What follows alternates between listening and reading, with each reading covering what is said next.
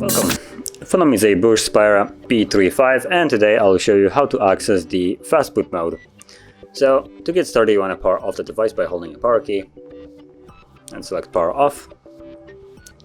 Wait for the device to shut off, and once it has, you then want to hold power key and volume down. So power, volume down, both of the keys at the same time.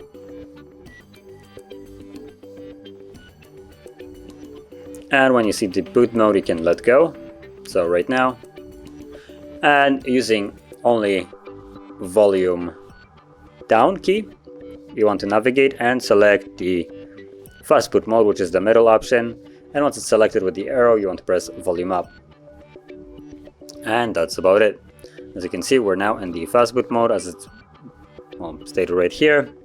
And yeah, so that is how you would access it. And if you want to leave it, hold power key and volume down for about 7 or more seconds, basically till the screen shuts off.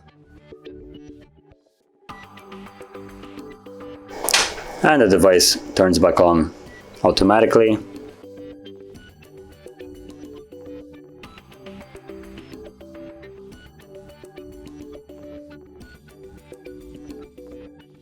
And as you can see, we're back in the Android.